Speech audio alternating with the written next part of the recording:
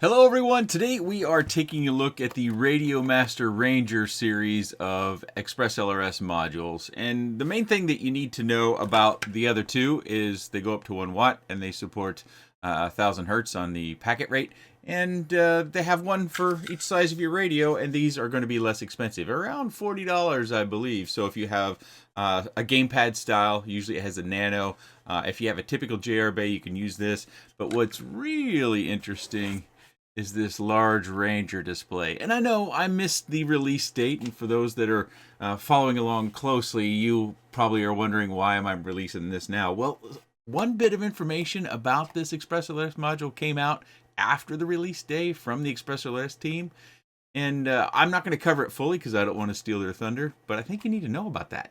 So a big reason why I missed the release date is I actually just wanted to use one of the modules a little bit. Obviously having the time in order to use all the different modules, that's a little bit tough. But this big bad boy, which I should have mentioned in my intro, this comes in around $100. But I wanted to use this a little bit, and I did plug it into my custom TX16S, also from RadioMaster. So hopefully this comes through in camera, but so some basics about this. It comes with a standard antenna as well as the Moxon antenna if you buy this.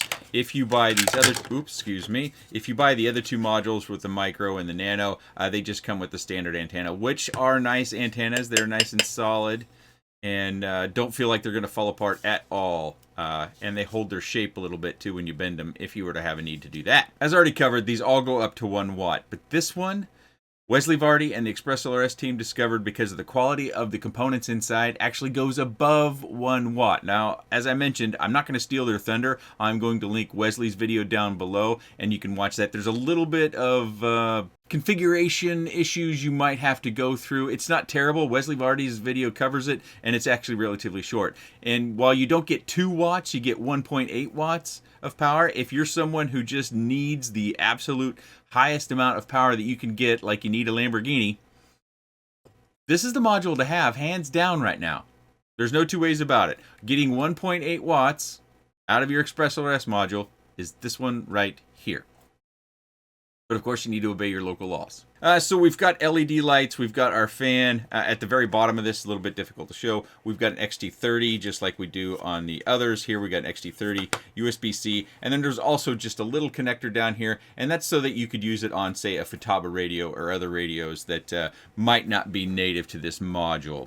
You can see the full specs as far as the power consumption and all that stuff linked down and below at the RadioMaster website. So outside of having this custom display, and that meaning that you don't actually need to use the Lua script on your radio in order to do any of the module manipulation, which can be a bonus for some because managing your Lua script and every time you update Express LRS, some people won't want. So you don't have to take out SD cards and put them in your computer and download and whatnot. So that's where our joystick and these two custom buttons come into place. And I really like that because that's how I used it. I didn't update my radio. I didn't change any of my Lua scripts on the radio for this module. I just used the module itself to bind it up to a quad and to use it. So the first thing we have to do is we have to unlock the display so we can actually use the little power button. So we long press, and you can see we get packet rate, we get TX power, we get telemetry ratio, motion detect, which is an interesting feature, and I'll try to cover it a little bit. We also get the gamepad for Bluetooth. I've tried this. The delay between Bluetooth and the computer and the flight simulator, a little bit hard to overcome. And then, of course, the binding modes and Wi-Fi admin and VTX admin as well. And we're back around to packet rate. Long press to get inside. Excuse me, that was kind of a short press. So you can press to confirm, or you can just go up and down and change your refresh rate all the way up. D52, D500, F500, F1000, 50 hertz, 100 hertz, 150 hertz, 250 hertz. Then we press to confirm. And same you do the other things. And just to show you max power, 250 watts. So we want to go up, or actually go, oh, I missed it. So I'm not sure what this reads. I fail to remember. Check out Wesley Vardy's video when you actually do the Express LRS changes that you need to make in order to get the maximum power out of this, which is actually over 1 watt. As I mentioned previously, 1.8 watts measured, kind of 2 watts. I'm not sure if that'll read 2 watts up there or not. Telemetry ratio, we can just navigate through these all as our heart's desire. Motion detect, I'm going to go ahead and turn this on. So now that I have the motion detect on, what this does is if you turn the radio upside down or in its normal position, like this, it will, after you set it down and you don't move it, it will turn that display off. There's another feature in there as well to where it will go down to a lower power module. So if you're running, say you're running the 1 watt or the 1.8 watts and you set the radio down after flying and you don't touch it or move it around, no one's bonking your table, or you don't have it in the back end of your car and are sitting on the back end. If it's nice and still after you've flown, it needs to be armed and disarmed, and you need to have your aux 1 set for your arming. That way it knows. Then it will go to a lower power module, which will help you in cases where you're flying with others. So it's a nice little feature to have to save some power by turning that display off, as well as lowering your module if you left your radio on and you're no longer flying. I don't know how I'm going to show you that the display face down went off. I'm looking at it from underneath here. Can I turn it over real quick and maybe we can just see it? Oh, did you see it turn on?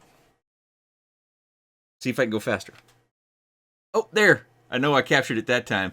So it definitely does work to where you set it face down. It turns off that display. It does turn off, saving us some power. And if we flip it back over, it comes back on for our use. So that's a fun little feature.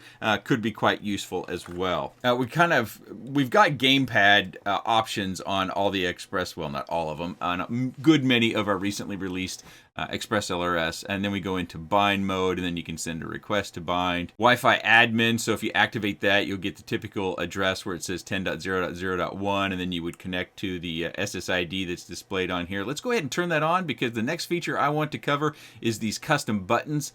Most everything else that you see within the interface is pretty typical Express LRS, pretty exciting Express LRS. Express LRS is one of those open source projects that this channel supports. You would find us on the Open Collective page where we've made a donation over to Express LRS, because I think it's, especially for micros, and if you know the channel, I do micros, little guys like this, it's so much better than what we've been flying for years, and I just couldn't help but to help them with their whatever financial needs they might have that I could help out in my little way. Back into our Wi-Fi admin,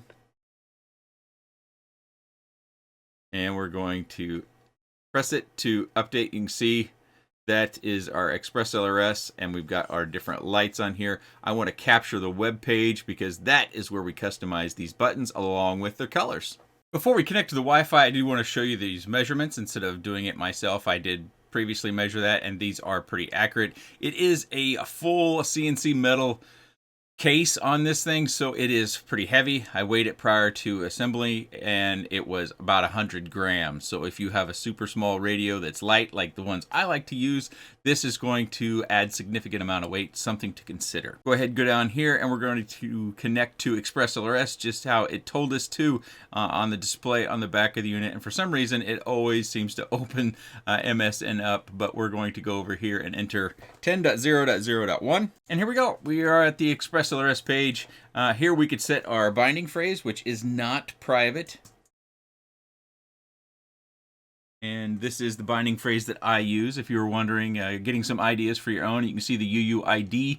The UUID, you would use that in the Betaflight if you have an SPI-based receiver. So you could just copy that into Betaflight for the UUID for Express LRS. And I'll print the command on screen. I don't remember the value that you have to set that to.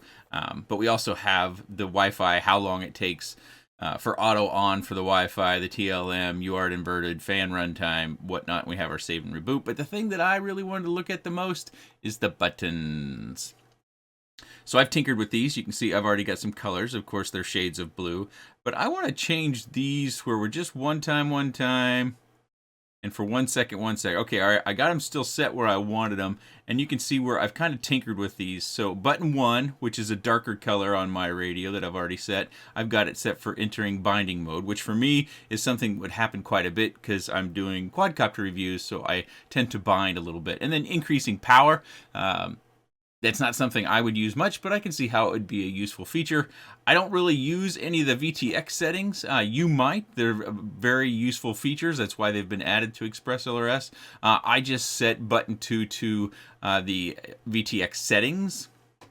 It actually send VTX settings. I don't know how that used. I just chose something, and then the button 2, a long press to start Wi-Fi. I'll show you the interface for colorization here. This blue. I like that blue a little bit, but I can't really find my shade of blue is what I'm looking for here. Can't really. And I've noticed on camera the LED lights aren't really well displayed. Maybe I need just to slide it a little bit. That looks more purple. Well, I'm struggling here. That's pretty blue. That's about what I had it though, isn't it? Well, let's do something completely different just so we got a difference. So let's go green. Not too green.